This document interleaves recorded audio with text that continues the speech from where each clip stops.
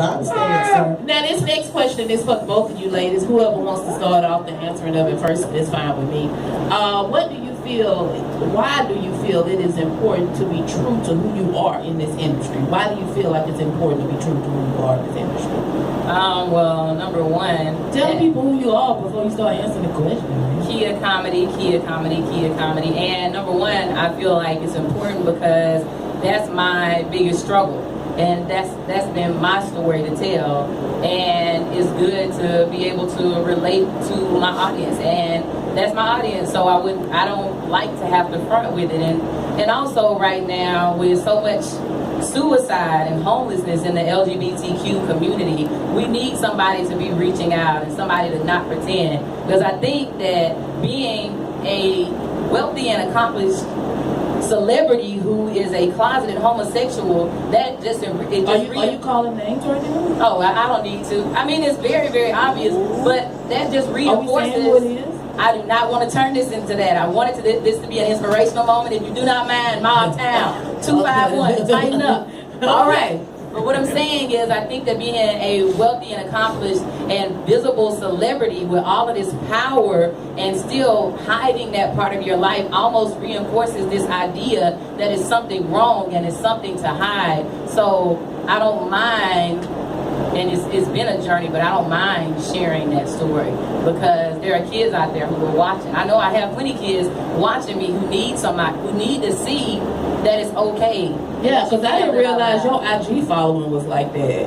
I went to follow you and I was like, first it was when I clicked on one of your pictures and I was like, how the hell did you get 100 or something? Like, who the hell is that? So I go to your actual page and I'm like, got to be more careful.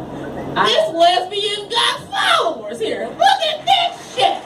And I appreciate them. They show me so much love. They show me so much love, and not just liking the pictures, but they message me and say, you know, that we inspired them. Because I also share a lot about my marriage. I'm in an interracial lesbian marriage as well, and get a lot of questions. I know that's hard. It's absolutely hard, especially. Do you get those looks when y'all walk down the street with each other? We get a lot of interesting responses, but is it more so, like, I know you guys probably travel, right? We do. Okay, so like if y'all go up north somewhere, I just use that as an example, versus when you go back home. Like when you go back home, I know you get looks. Because I know McIntosh, Alabama. Absolutely. And I just have to say that I'm so used to that because that's been my life no matter what for the last decade, so it doesn't faze me anymore. Well, one thing I can appreciate, your wife is beautiful. Thank you very much. I love you. Old cream in the coffee, woman. Old cream in the coffee. She got some soul in there, though. So, Julie, I want to know, what's your perspective? Why do you feel it is important to be true to who you are in this industry? Why do you feel like it's important?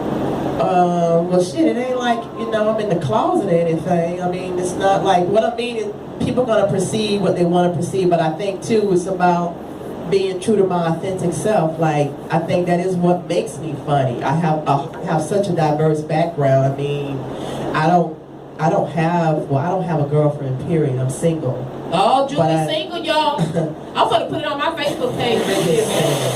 Look at me.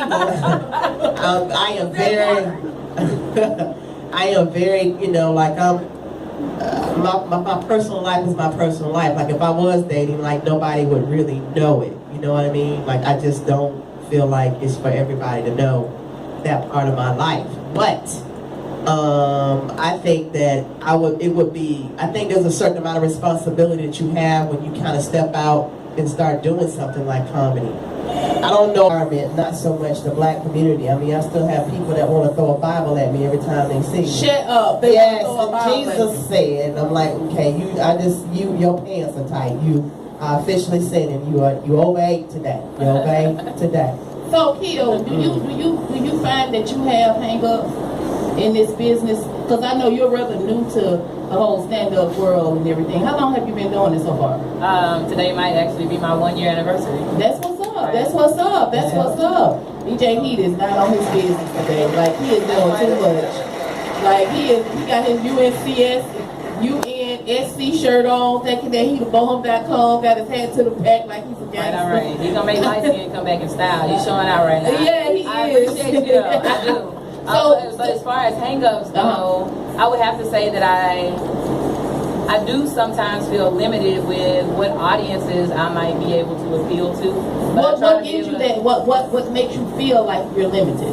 What makes me feel like I'm limited is that everyone isn't always going to be so open and receptive, and I'm honest about that. That's with anything. So everyone isn't going to be receptive. So I like to be able to cater to my audience, but every audience isn't going to receive me as well. And I can specifically speak on that same Wendy Williams show that you did. You know, I was on there as well, and I came in a button-down, a blazer, and a tie, my nicest men's dress shoes. And they had me talking about half-naked, oiled-up, greasy men.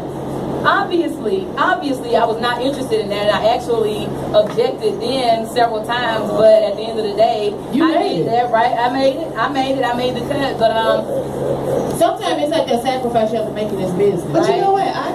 The way I see it is, it really, I think it pushes us to even go a little bit deeper.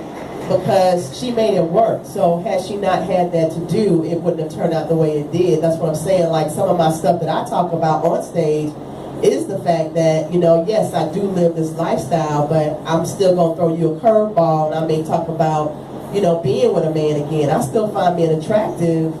I just, you know, I haven't been with one in so long. I'm a little dusty, but I think the DJ. Is it cobwebs down there? No, it ain't no cobwebs, baby.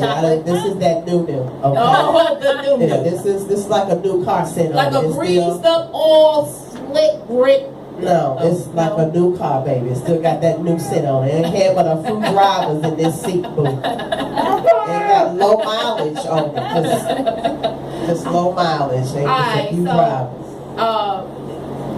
And this is for you, Kia.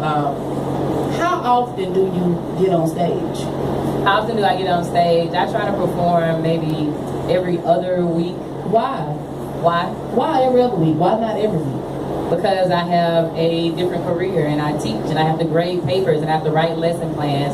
So aside from that, I feel like I should be able to pursue both of my passions. So if it's not something I can put all that time into, you know, that's just the reality of my situation.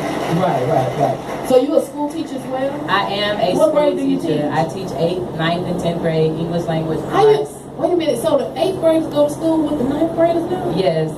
What, that must be new. Like where I'm from, 8th grade go to school with the 6th and the 7th graders, and the 9th graders go to school with the 10th, 11th, and 12th graders. So here in Georgia, it's different, huh? Right, it's a little bit different. It's a charter school system, so. Oh, charter school. Right, so.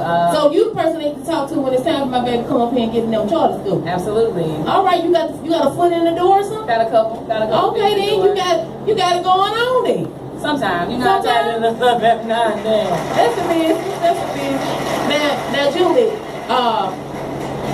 what actually brought you to comedy in your late 30s? What brought you to it? Like, what geared you towards that avenue? What made you wake up one morning and say, I'm gonna be a stand-up comedian? You know, when I was a kid, I actually wanted to do comedy, and I wanted to be a therapist. Those were the two things I wanted to do as a child. And I worked as a correction officer for almost 7 years, and then I worked in corporate America as an executive for almost 8 years. You look like you was an executive too. You had that executive role. But you know what? I'm gonna be honest. Like my last year working in corporate America, which was 2011, my last year's salary was about a little under $90,000. I knew I should have been fucking you. Can I borrow you some money? No college degree. You were making 90 G's? Almost 90 G's. Yes, no college degree.